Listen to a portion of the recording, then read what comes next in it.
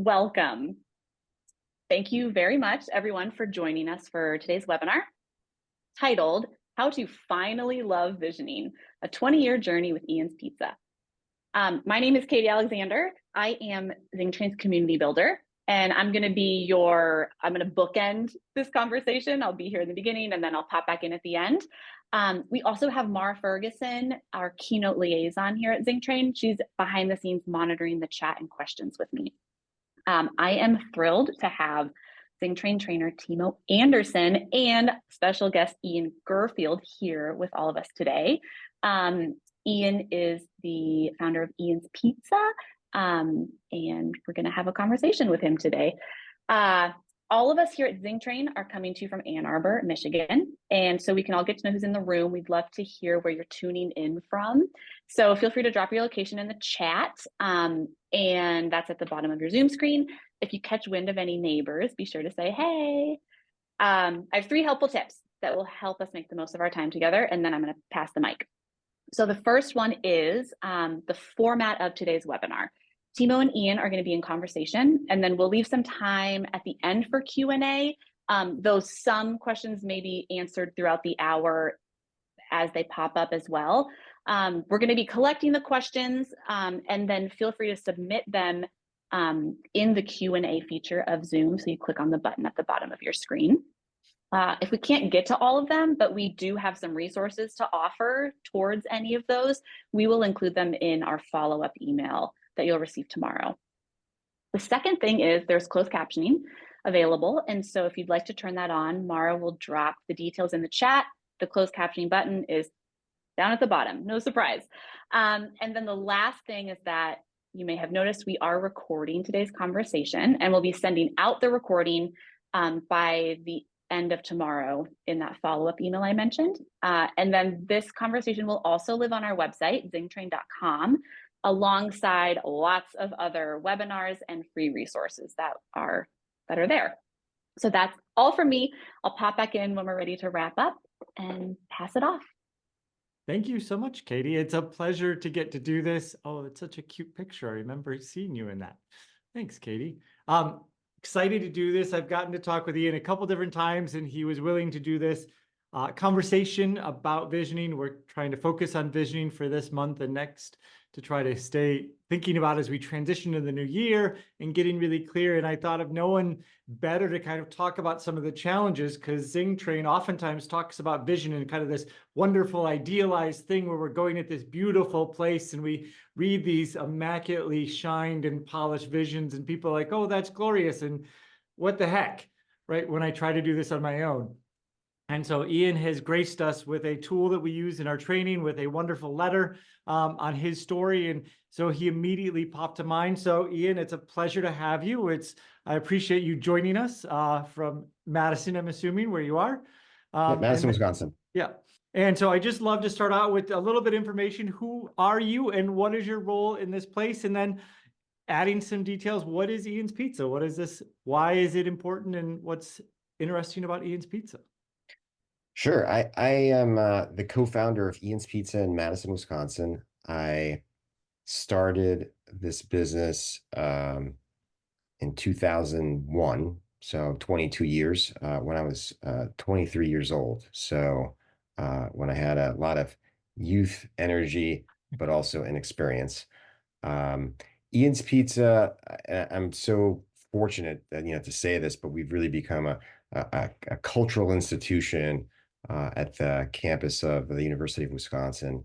And it's because we've been around long enough. It's really neat to see students whom I've served 20-something years ago now coming in with their kids, and sometimes their kids are now attending college. It's pretty nuts. But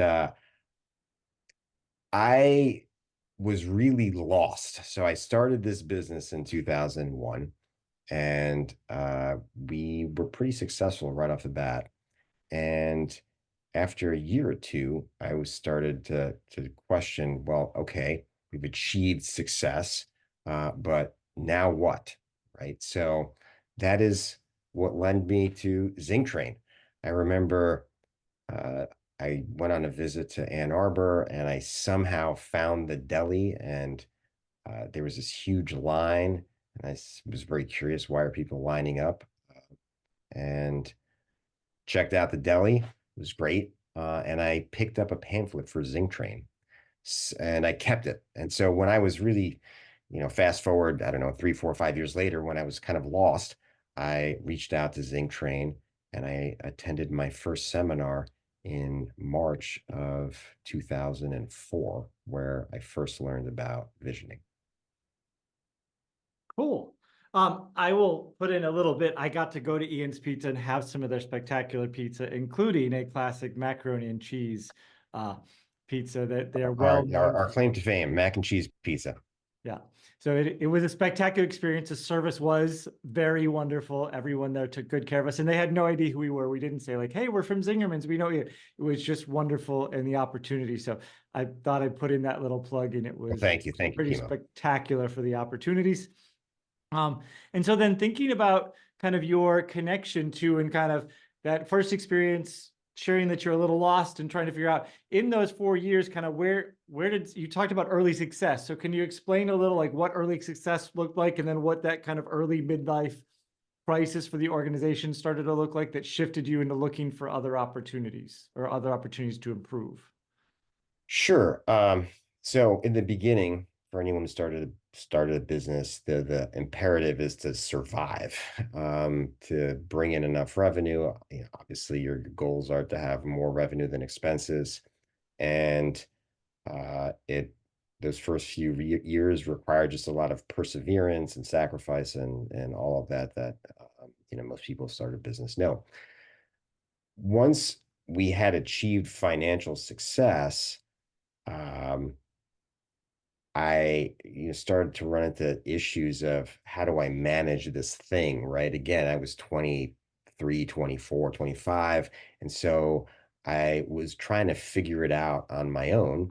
And, I would go to the library and take out books and, look for resources online. And then I also just made a lot of mistakes um, as well. But what led me to what you described as kind of like this midlife crisis is probably too strong of a word, but um, was simply this one question that kept nagging me, which was, okay, we've achieved success, now what? And I was getting pressure from customers, employees, I had a few investors, all pushing me to, okay, this thing is great, it's successful, you got to grow. And my response was, okay, why? And I was just very reticent to just jump into growth for growth's sake. I needed a good reason, and I couldn't come up with one. Um, and there was some angst amongst our staff of, okay, where are we going? What are our our opportunities? And so all of that, um, led me to the midlife crisis, if you will, Yeah. with our business, and led me to try to find answers. So that led you, so you talked about having the brochure from your first visit at the deli. Mhm. So how did you choose what to do when you came to ZingTrain? And then what were you expecting when you got here? So I signed up for the Zingerman's experience. I remember, I still remember to this day the call that I made to the Zing Train, and it was Ann Angler who answered the phone. And she Mhm. was the one who helped me. And she suggested the Zingerman's experience. And I wasn't sure what to expect. Back in 2004, the seminars weren't taught at the fancy, they're not so new anymore, but the fancy ZingTrain offices Yeah. um, now, but they were taught upstairs next door to the deli. And I remember I got horrifically lost the first morning of the seminar, and I was late and I was kind of upset with myself. But anyway, I was rushing frenetically to get there. And I remember going upstairs, and the first person that greeted me was Paul Saginaw. And he could tell that I was kind of a little bent out of shape over, not being on time. And he just totally calmed me down. It's like, we're good. Welcome. Come here, and here's your seat, and put me at ease. And I knew right then and there, okay, this is the right place. And over the next 2 days, I got to hear from Paul and Ari, Maggie Bayless, and I just soaked it all up. And it was really eye-opening. And I left feeling incredibly jazzed up and wanting to incorporate everything that I learned into practice. So. And so in that space, was visioning one of the tools that you started in that from that first initial visit, or was it a second visit? I just don't remember your history. So in that first visit, Ari did a piece on visioning. Mm-hmm. So he introduced it and it made sense to me.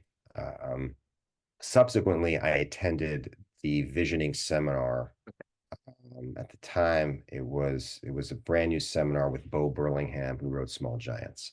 And I actually ended up doing that one twice. But Ari introduced the concept of visioning, and it all made sense to me. And I remember I came back here to Madison and I started to work on my vision.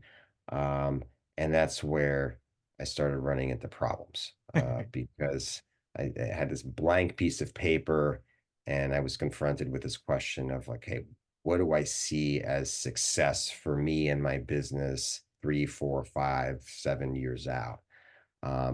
And all I could come up with were these very kind of generic bullet points. We'll serve great food and we're going to be bigger and our employees are going to be happy. None of it was, it was a lot of fluff writing, but none of it was really profound and inspiring. And so what were your thoughts then after completing that kind of starting to write? What were your thoughts related to Zingerman's and kind of the tools that you had thought would be great? Well, there were other tools that are great. Yeah. And I didn't think that visioning wasn't great. I just felt like I couldn't do it.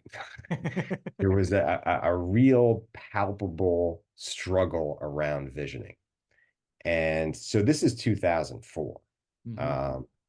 And I spent 4 solid years struggling to write a vision. And, it wasn't, I would try something, then I would forget about it. A year later, try something else. And so it was, I would say that I didn't give up. So that was the good thing.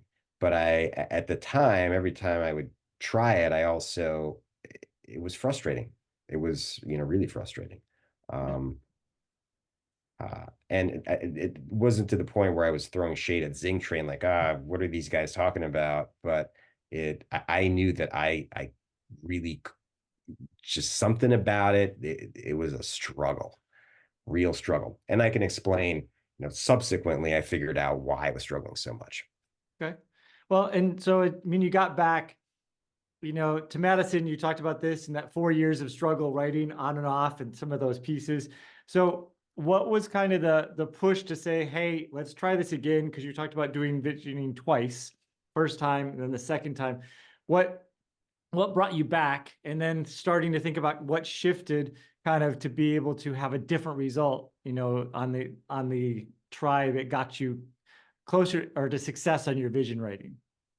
Well, what brought me back every time was this idea that if we can't define success for our business, then what are we working towards? Right? Then we're constantly flailing. And in that 4-year period between 2004 and 2008, when I couldn't come up with a concrete vision, we flailed a lot. And it wasn't fun. And when people, namely managers, would ask me, well, why should I stay? Or what am I working to accomplish here? I didn't have a good answer because as an organization, as a business, we didn't have a definition of success that we were all working to achieve. So to me, that the concept of visioning, I didn't give up because what I just described really spoke to me. And I knew that if I could figure it out, it could be powerful. The problem was, how do I figure this out? How do I figure out something that is going to be enduring and inspiring, not only just for me, but also for our staff? Okay. And so I guess we'll kind of think about that next piece of what was either the effort or the trick or the piece that slid into place that kind of shifted your connection to or ability to work and get to a vision that started to feel inspiring, and that picture of success that we discussed when we get to visions. Sure. So in my journey, one, just screwing up the process a lot and sitting with the frustration helped, in the sense that every time I wrote a draft, I kind of learned a little bit more. And unfortunately, 4 years is a long time to try to figure something out. But in my case, it was helpful. By the time I reached, late 2008, 4 years, one of the key pieces for me was I was trying to do it on my own in sort of a vacuum. And I decided, let me actually engage my staff. And I'm going to pose them this singular question of, hey, what does success look like for you at work? Not tomorrow, not next month, but 2 years from now, or 3 years from now, or 5 years from now. What would make you want to stick around and continue working with us? What would inspire you at work? And we had a 2-day offsite. And I prepared everybody by explaining the concept of visioning, and then having everybody fill out a 5-question questionnaire around this idea of, hey, what does success look like for us? What would you like to see at work? And then I took all of those answers and I put them on a whiteboard, and we spent 2 days tackling each of those items until we whittled them down to, I would say, probably 20 items that there was consensus around. And the key was, those items had to feel inspiring. Mm-hmm. They also had to be realistic or strategically sound, as ZingTrain teaches, but they couldn't just be, again, fluffy language that really wouldn't move anybody. Some of those items were based on things we were frustrated with, things that were impeding us from doing our work well. So those, I would say, were kind of low hanging fruit items. The other thing I figured out that really unlocked the process of visioning for me is that, and I wouldn't have said this 15 years ago, I really think everybody deep down inside has a vision of success for themselves. I think the problem for a lot of us is that it's so buried under a lot of emotional stuff that it's hard to admit. I know that was the case for me. It still is, but I'm more cognizant of it now. So it can be scary stuff to share with other people. So if you're one of those people, admitting that, and I think having the courage to really connect with whatever that thing is that you really desire deep down inside, but you're just kind of afraid to share with others, especially people within your organization. That's the key to a really great vision. And how did your staff, just going back, this isn't even on the questions I was thinking about asking, but how did your staff respond when you're like, hey, tell me what success looks like? What were some of the initial responses you got when you sent out that form before the 2-day offsite, but we're like, hey, I want to do this thing. Can you tell me what success looks like? We had 15 to 18 participants in that 2-day offsite. Mm-hmm. I'm sure some of them thought it was too touchy-feely. And I thought, and I'm feeling some of them kind of mistrusted the whole thing, right? Because where do you go to work and the person that's leading your workplace says, hey, tell me what you really want. Tell me what you really want to achieve here. What's going to motivate you to come to work and find success here? So, most times people go to work and they're just told what to do, and that's it. So the nice thing about the 2 days is that, people really saw that I was honest and genuine about wanting to incorporate their ideas and their wishes and desires into our company vision, because at the end of the day, I can't do it all myself. So I felt very strongly we had to incorporate some of the things that they wanted in order to, get their buy-in and ultimately achieve success for all of us. And I think it's interesting you talk about the fact of being honest with yourself was one of the parts and big barriers of doing that, but then Yes. also kind of that connection to being genuine with the employees and getting feedback, right? And saying, hey, I want your genuine stuff, not just the stuff you think I want to hear. So I'm assuming, like, there was, as you talked about, a lot of that fluff kind of work speak, kind of here's what it's supposed to be, and then you're like, no, I want to know the reality. And so during that 2 days, kind of digging down, and as you dug with them, right, being able to be more comfortable sharing some of your part that was a little more honest and a little more vulnerable, so you're meeting in that, when you talked about getting to that point of consensus, that you're meeting them as well and kind of sharing some more in that point. Correct. And I want to clarify that ultimately I was responsible for writing our 2020 vision. So I took a lot of the content that was generated in that 2-day offsite, and I tried to incorporate a lot of it into the vision. But there were some things that I omitted because I didn't think they made sense, or it wasn't the direction that we really wanted to take our business. So I'll give you a good example. I had one person who was really excited about trying to build merch as a core component of our business. So Ian's Pizza, we sell salads, but they wanted to create a whole business just by selling Ian's Pizza merch. And I said, well, there's always a part of that to our business, but it's a very small part of our business. I don't think it makes sense for us to double, triple down and try to blow this thing up. So I left that out. But other things I did include. And again, the point was to try to have as many things in the vision that people wanted so that I could build buy-in. Okay. So you said there were 17 or 18. How many people were in the business overall when you were doing that vision? Ooh, at that point, it's 2008, I think 90. Yeah. So as you got to that vision and kind of got it, and you did the writing of that 2020 vision, what did you do to kind of let everybody know about it? What was your rollout or sharing model for getting the rest of the team, not just the people who'd helped you write it, but what was your process that you used in order to engage and connect to those 80 or 90 other people who didn't know about it completely? Sure. We did a video. It was I think it's even still on YouTube somewhere, where we took sections of our vision and we had different employees read it, and we gave people creative license to share the video in whatever manner they chose. So I think I wore a gorilla costume when I read my portion of it. Other people did other things, but that was one part of it. We shared the vision at staff meetings.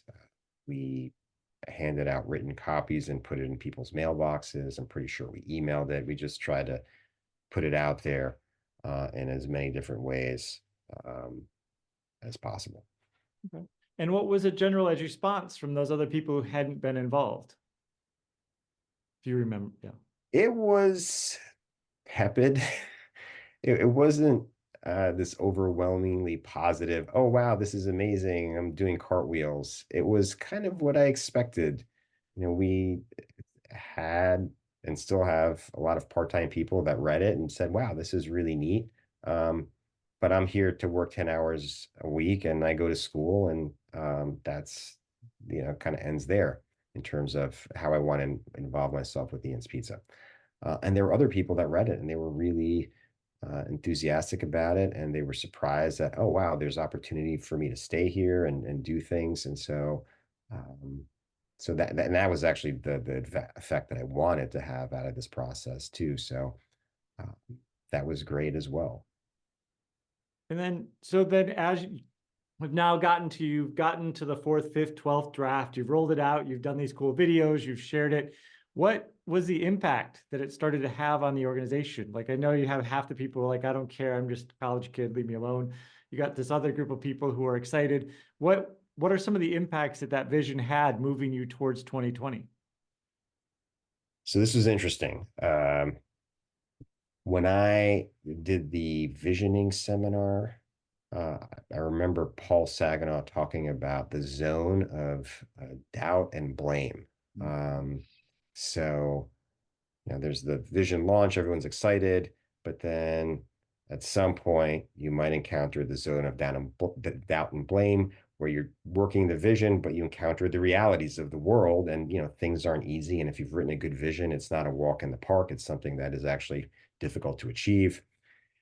And we hit that zone of doubt and blame pretty quickly, where and Paul calls it the zone of doubt and blame because you've hit this rough patch, and people look at the vision and they're like, this is never going to happen, and it's not my fault, it's your fault, and why do we do this in the first place?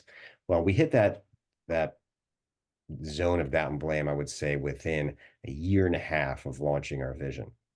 And it was interesting because and I won't go too far into the details, but we had a managing partner that decided to leave the business, and he at the time was advocating that we actually dissolve Ian's Pizza, and it was some pretty heavy drama. But the fact that actually we had a vision gave everyone else in the business a clear reason to stay, and not to try to follow this narrative that this other guy, who left, was pushing, of like, we should dissolve Ian's Pizza. And having the vision, I would say, saved our business. Maybe I'm being a little dramatic with that statement, but it was, if we hadn't had a vision, I don't think we would have gotten through that process very smoothly. It was already rough to begin with. But so anyway, we hit this zone of doubt and blame. Took about a year to get through it. And we were not great at working the vision as it is taught by ZingTrain, right? I think in the beginning we formed a committee that looks at sections of the vision and tries to work on them and engage the entire business. And we did that in the beginning, but that kind of petered out. And we ultimately got to a point where we would refer to the vision or read it at meetings, I would say a couple times a year, and that was it. We did the classic, we wrote it and now we put it in a drawer and kind of forget about it. But the thing is that we don't really forget about it, because it's what I learned, it's always in the background, it's always in your subconscious. And then out of the blue, someone might say, oh, well, we shouldn't do that because it's not in the vision. And you're like, oh yeah, we have a vision, and it's great. It's actually, it's like the air that we breathe. It's around us, right? But we just don't notice it. So by the time we hit 2020, I would say we achieved 70% of our vision without, I would say, consciously, trying to work it and put it into action. And yeah, there were points where I probably doubted whether we could get there, but we did it. And if we hadn't had a 2020 vision, I'm not exactly sure where we would have ended up. Okay. There's a couple questions that have been coming in, so I just wanted to get clear on. So one, regarding there was a question by Gabe, who was wanting to know that not everyone wanting to buy in. Do you have any examples of how the buy-in crowd affected the 10 hours of work crowd, either directly or indirectly, throughout kind of up until that 2020, throughout the implementation of the 2020 vision? Sure. So the buy-in crowd, see how I would explain this. There are certain things that we wanted to achieve in our vision, and the buy-in crowd would put those practices in place. For the 10-hour week crowd, they had to do it.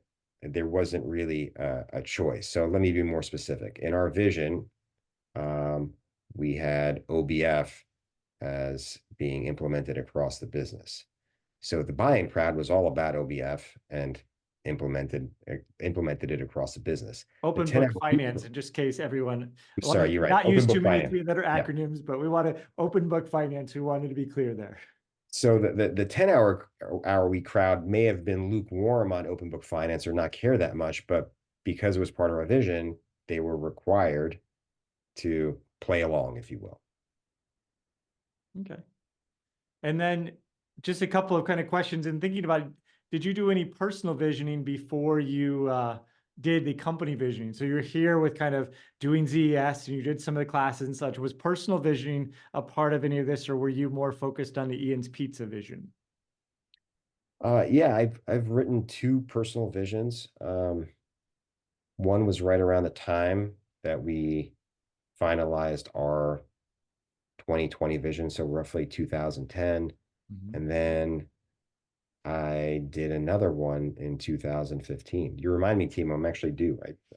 My vision that around 2015 is expired or out of date.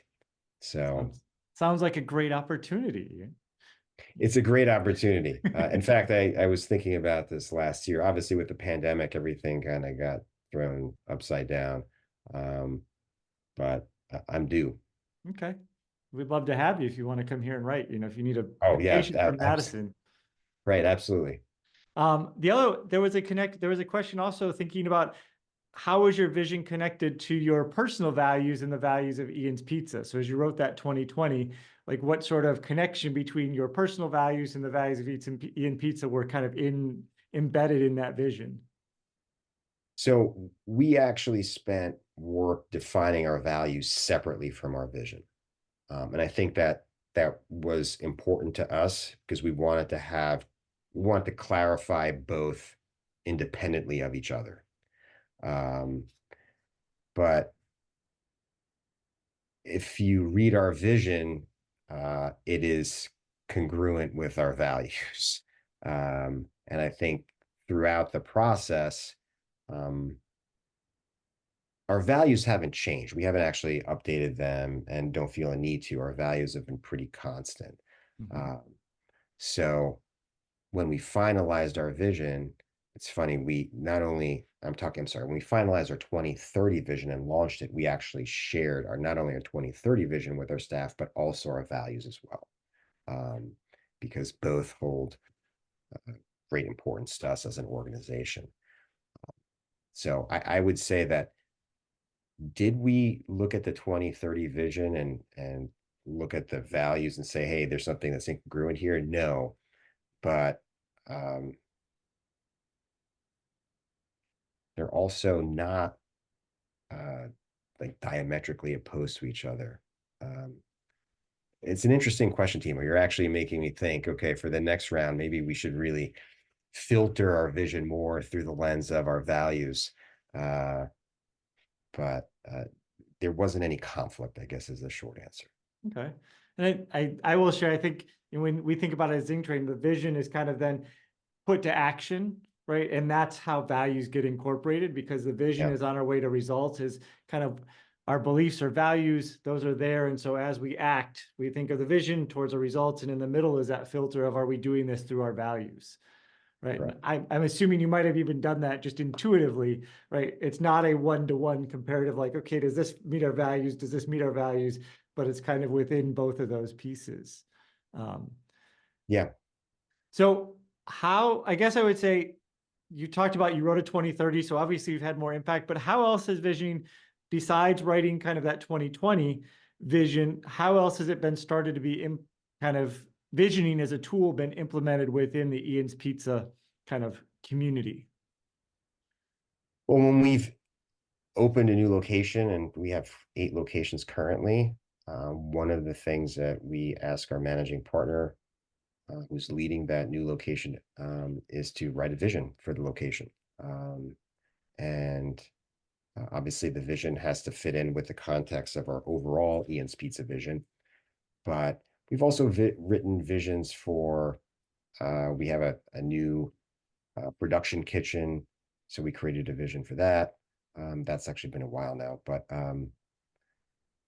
it,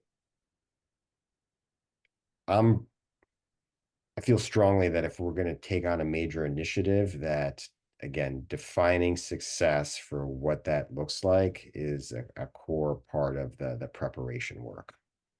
Okay. How did the 2030 vision, what was your process for getting that one up and going? I started by just me writing a rough outline of what I thought success would look like or could look like for the organization. And then I would say, and when I start, my process isn't to write prose. I literally do bullet points and I think about, hey, what are our struggles right now? What are the things that we talk about that we would like to achieve in, our monthly meetings? And I try to compose that aspirational list from, from meeting content and things I'm thinking about, right? And then I look at the list and I, go over it with the filter of, does any of this feel inspiring? So if I look at the list and I'm not inspired by any of it, then I know I have to kind of start all over again. We started our 2030 vision back in 2017. So we had 3 years. The goal was to finish it by 2020 and launch it. And I thought we would have it done within a year and a half, but it actually took 3.5 years. And part of that was because the first few lists that I generated, the content just wasn't that inspiring. And I actually even wrote a draft in prose that I shared with our managing partners, and I could tell no one was really that jazzed up about it. So when we got to the year and a half point, I would say mid 2018, when I thought we would be done, we actually had to start all over again. So going back to the process, I first create a bullet point list of things that I want to see in the vision. And then I had individual meetings with our managing partners to get their input.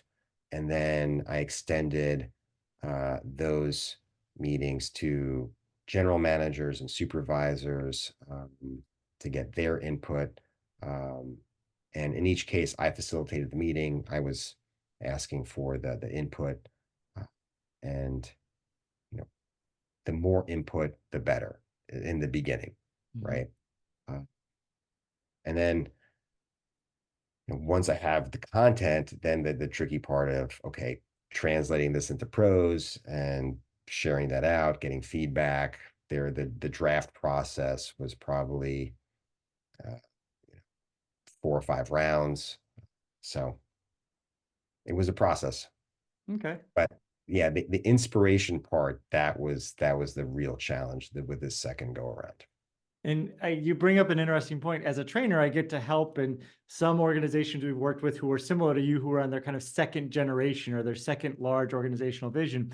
And we've found that second one is harder, right? The first one you kind of have in your brain, and I would challenge it. You had a lot of what was in there kind of stuck in there. You just opened it and it was like, oh, look, and there's these really cool and it's big and inspiring. And then the second vision, you're like, we want to be better at quality. We want to be better at, and you're like, well, that's not very inspiring. Like, what's our big, huge? And you're like, we're better at, And so getting past that is one of those real tricks. Are there any things that you noticed, like ways that you got past that? We just want to be better at all the things we did in the first vision. Sure. So I remember when it came to writing our section on food, to use your example, it's very easy to write for us, we're going to have better pizza, but okay, well, what does that mean?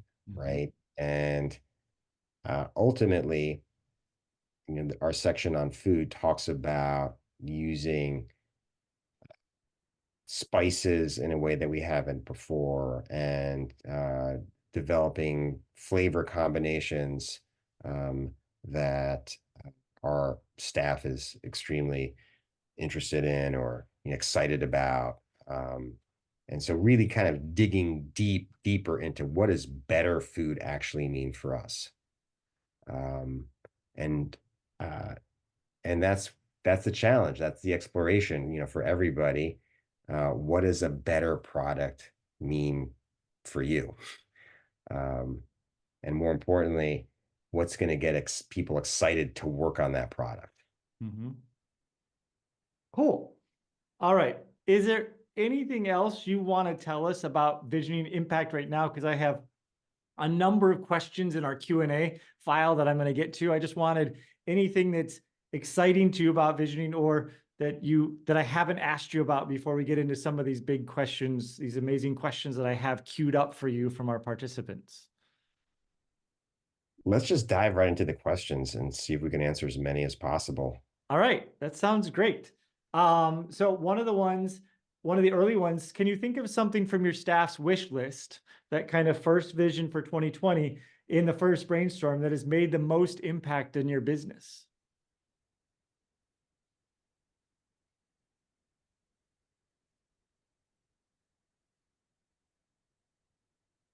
Well, we developed a very, I would say, unique structure to our business, in the sense that we operate as a franchise, but the franchise is controlled by a board of directors that is composed by our franchisees. So, that idea was born out of negotiations, conversations with our key stakeholders at the time. So, and it's very unusual, it's unconventional to operate a business that way. But the goal for us was to create a structure where we weren't going to have, interminable conflict between me, the co-founder and owner of the IP, and the managing partners who are running our individual stores. So, some of Zingerman's structure is that way as well. But Zingerman's doesn't operate isn't set up as a traditional franchise the way we are. So that has been one of the most impactful things in our business, because any major decision has to get signed off by our managing partners and our franchisees. I can't say, hey guys, we should do this, and we do it, right? There's process there that gives our managing partners a lot of power. And it's not, we have robust debates, but we don't have this constantly me versus you thing that it can be pretty destructive. Okay. What was the impact of your last vision on your company's results? So I'm just your 2020, because we're not done with the 2030 vision. So what were some of the impacts that vision had on your company results? Are you talking specifically financially, or? Any of the above? I think I'll leave it open. That was Stephen's question, so I'm going to leave it open to your interpretation, Ian. Sure. So when we wrote our 2020 vision, we felt very strongly about having employees who also had ownership stakes in our business, and that is something that we actively pursued. We actively facilitated, in some cases, financing the ability for some people to buy stakes in our business. So when we first started in 2009, I would say we had one person who had ownership, one or two who had ownership stakes in our business. And by 2020, I think that number was 13 or 14. And then from a financial results standpoint, when we wrote our vision, I think we were maybe a $3 or $4 million business. And by the time we got to 2020, we were a $15 million business. And so having that target number was really important in terms of calibrating how we were going to do growth and how we were going to pursue expansion. Cool. There's a couple of questions that I want to make sure I ask, and we'll get this, and I think Katie can probably help if you let us know. But do you actively share your pizza vision with all new hires? What does that look like? We used to have the vision on our application. Since all of our application paperwork is no longer paperwork, it's all online. It's not staring at somebody in the face like it used to. But our vision is on our website, and also we review it during our employee orientation. And then the question is it on the website? So it's posted. So could people who are here get to it from your website? Yes. Okay, so it's cool. So Ross and others, it's there on the website. We will also get a link to it in the follow-up that we can do for you. There was a question to kind of go back. One is, how do you recommend tempering doubts when writing this vision statement for a new company? And so I think you could think about it I would say in both directions of one individually, right? How do you kind of tamp down some of those doubts you may have individually to get inspired and strategically sound balanced? But then also once you kind of get clear on yours, right? How do you tamp down some of the doubts of the members of the business?